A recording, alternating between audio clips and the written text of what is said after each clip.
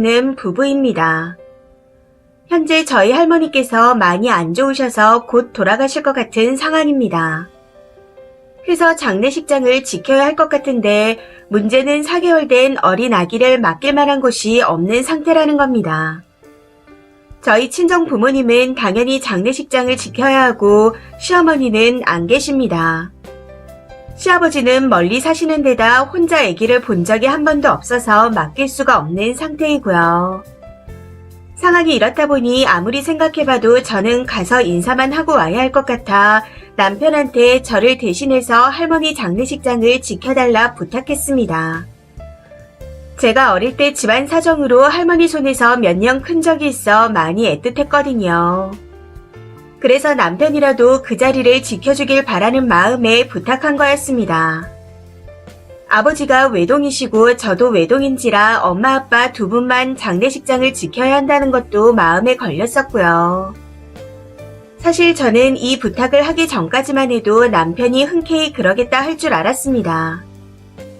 저희가 결혼하고 초반에 집에 문제가 생겨 6개월가량 친정에서 지냈었는데 할머니께서도 같이 계셨기에 그 정도는 해줄 수 있을 거라 생각했거든요. 그런데 제 생각과는 다르게 그건 좀 아닌 것 같다며 자기가 아기를 볼 테니 저한테 가 있으라네요. 어이가 없는 건 저번 주에 출산 후 처음으로 저녁 약속이 생겨 퇴근한 남편에게 아기를 맡겨놓고 나갔더니 1시간도 안 돼서 애가 계속 운다며 연락을 해와 밥을 먹다 말고 부랴부랴 들어왔었다는 겁니다. 아이를 1시간도 못 보는 사람이 3일 동안 혼자 돌보겠다는 게 말이 되는 소리인가요? 그리고 제가 더 섭섭했던 건 저는 결혼한 지 얼마 안 됐을 때 시할아버지께서 돌아가셔서 장례식장에 같이 다녀왔었습니다. 당시 남편 회사에 큰일이 생겨 이틀간 자리를 비우면서 저한테 있어달라 부탁했었는데 저는 당연히 그러겠다 했었습니다. 이후 남편이 없는 기간 동안 잔심부름을 다 하면서 발인을 지켰었고 장지까지 따라갔다 왔습니다. 사실 시할아버님은 저희가 결혼을 준비할 때부터 편찮으셔서 결혼식에도 못 오셨고 명절에 딱 한 번 본 게 다였습니다. 거기다 아들도 셋이 있고 딸도 있으신 시할아버지 장례식장을 남편도 없이 지켰었기에 남편의 이런 태도가 더 섭섭하게 느껴지더군요. 부부는 하나라 생각했기에 남편이 없으면 저라도 지키는 게 당연한 거다 싶어 한 거였는데 저런 식으로 나오니 너무 섭섭해서 그때가 생각나더라고요. 그래서 남편에게 섭섭하다 말하며 그 이야기를 했더니 그건 그런데 하고 말끝을 흐리며 더는 이야기하지 않고 자리를 피해버리는 겁니다. 할아버님 장례식장을 혼자 지켰다고 생색 내려는 건 아니었지만 남편의 태도가 정말 너무하다 싶더라고요. 결국 오랜 생각과 고민을 한 끝에 남편에게 아기를 맡겨놓고 저 혼자 다녀오기로 결론을 내렸습니다. 제가 전화 안 받으면 애를 안고 장례식장까지 쫓아올까 무섭긴 하지만 할머니는 제 손으로 보내드려야겠네요. 그런데 저는 정말 궁금합니다. 이게 제가 남편한테 너무 무리한 요구를 한 건가요? 댓글 부탁드립니다. 추가입니다. 기억하시는 분이 계실지 모르겠지만 남편한테 저희 할머니 장례식장을 지켜달라는 게 무리한 부탁이냐는 글을 썼던 사람입니다. 우선 결론부터 말씀드리자면 이혼하자 했습니다. 제 말을 들은 남편은 펄쩍 뛰면서 머리 좀 식히라며 친정에 가 있으라 하더군요. 그 말에 짜증이 나 네가 나가라 했더니 현재는 생각을 정리하면 연락 달라 하고 짐을 챙겨 집을 나간 상태입니다. 그간 있었던 일을 자세히 말씀드리자면 할머니는 글을 쓰고 며칠 안 돼서 돌아가셨습니다. 당시 저녁 시간대라 남편이 집에 있었기에 당신 말대로 당신이 애를 봐라. 나는 장례식장 지키러 가겠다. 하고 말했더니 같이 준비하고 애기까지 옷을 입혀 따라 나오더군요. 그 모습을 보고 돌도 안 된 아기를 데리고 어딜 가냐 물었더니 같이 가서 아이는 차에 두고 번갈아 가며 인사를 드리자네요. 그러면서 장례식장은 내가 지킬 테니 아이랑 집에 와 있어라 하고 말하는 겁니다. 좀 어이가 없어 이제 와서 왜 그러냐 했더니 그때는 당황해서 회피했는데 생각해보니 당신 말이 맞다. 내가 가 있는 게 맞는 것 같다. 미안하다. 하고 말하더라고요. 갑자기 변한 남편의 태도에 당황스러웠지만 그 상황에서 신랑이 하기 싫어서 별말 안 하고 그러라 했습니다. 이후 저는 인사를 드리고 아이와 함께 집으로 돌아왔고 친정 아버지가 연락 와서 땡서방 가라고 해도 안 가고 같이 상주 노릇 해주고 있다. 너무 든든하고 고맙다. 하고 말씀하시더군요. 그래서 전에 있었던 일은 더 말 안 하고 그냥 넘어갈 생각이었습니다. 그런데 시댁의 태도가 참 어이가 없더라고요. 시아버지께 할머니가 돌아가셨다고 연락드렸더니 돌아오는 대답이 그래? 나도 가봐야 되냐? 딱 이거였거든요.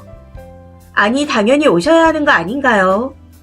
저희 어머니 아버지는 시할아버지께서 돌아가셨을 때 눈길을 뚫고 한달음에 그 먼 곳까지 달려가셨었는데 물론 저희 부모님은 시아버지가 오신다 해도 오지 마라 하셨을 테지만 아버님의 말씀에 저도 모르게 욱해서 그럼 안 오시게요?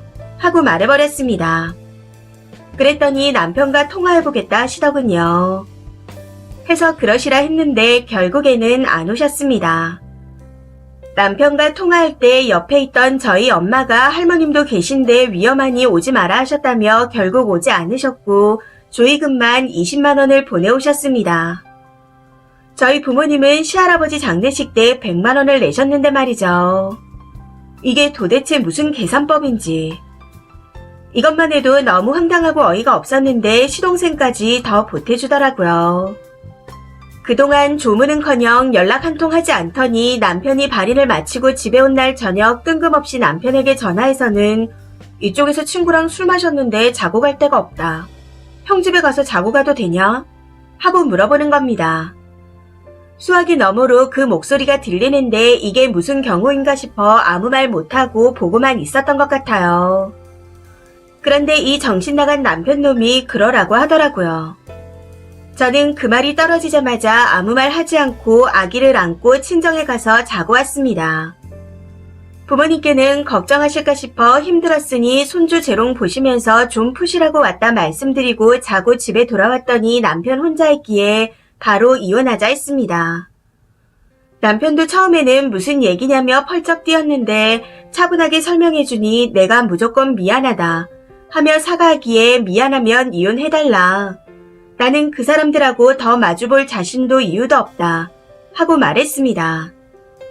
그랬더니 이번에는 머리 좀 식히고 다시 얘기하자며 친정에 가 있으라 하기에 당신이 나가라고 내쫓은 상태입니다.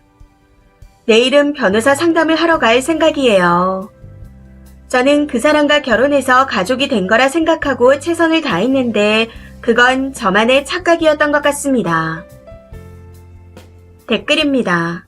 첫 번째, 집안이 어찌 그리 일관성 있게 상식이 없고 무식한지. 남편도 그냥 미봉책으로 잘못했다며 비는데 뭘 잘못했는지는 모르네요. 시동생도 어이없지만 그 상황에서 그걸 허락한 남편도 참 기가 찹니다. 그리고 뭘 자꾸 친정에 가 있으래요. 그냥 말 섞지 마시고 변호사 끼고 처리하세요. 갖은 변명 다 들으면 마음만 더 다칩니다. 두 번째, 남편이 왜 그렇게 머리통이 비었나 했더니 그 집안 종특이었군요. 저번 글을 보고도 엄청 짜증이 났었는데 이번 글도 마찬가지입니다. 부모가 그렇게 키웠나 봐요. 이혼하시는 거 적극 찬성입니다. 세 번째, 이거 가지고 싸우고 해도 저쪽에서 수락 안 하면 아마 이혼이 안 될 겁니다. 무조건 이혼만 한다고 생각하지 말고 재산이며 아이 양육권, 양육비, 이혼 후 어떻게 키울 것인지에 대해 고민을 먼저 해보셔야 한다고 생각합니다. 님이 이혼이 정말 하고 싶다면 변호사 상담도 제대로 받아보셔야 해요. 부모나 시동생이 지랄거리면 같이 막말하지 마시고 녹음 잘 해놓으시고요. 네 번째, 연애는 불꽃놀이, 사랑은 모닥불, 결혼은 연탄불이라고 합니다. 그 연탄불이 꺼지면 자식들 등이 너무 시려우니까요. 이혼 사유로는 약한 것 같습니다. 기분이 나쁘겠지만 아이도 한번 생각해주세요. 너무 감정적으로 가지 마시고요.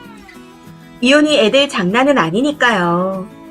그냥 할 말 다 하시고 시댁을 끊어버리는 게 가장 좋은 방법 같습니다. 5번째, 이혼보다는 시댁과 손절이 좋을 것 같아요. 아직 결혼한 지 얼마 안 된 것 같은데 남편은 한번 잘 개조시켜보시고 아기랑 쓰니는 시댁과 손절하세요. 아기도 생각해 주셔야죠. 6번째, 시댁 사람들이 기본이라는 것도 모르는 상놈 집안인가 봐요.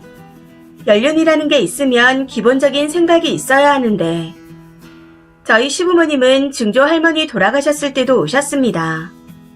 당연히 와야 하는 거라고요. 사람들이 날만 쳐드시고 기본이라는 걸 모르는 듯 합니다. 부모가 저러니 아들들도 그러는 거겠죠. 그 사람들은 변하지 않을 겁니다. 쓰니도 조금 감정적인 것 같고요. 7번째, 이혼 소송은 증거 싸움이라고 하죠. 6개월에서 길면 1년이 넘도록 갈 수 있습니다. 그동안 증거 많이 모아두세요. 톡으로 힘들었던 거 다 말하고 그 사람들한테서 오는 답장 다 캡처해서 저장해두세요. 통화 녹음도 다 하시고요. 저런 시댁과 남편은 하루빨리 치워버리고 새 인생을 사세요. 이 사연은 여기까지입니다. 시청해주셔서 감사합니다.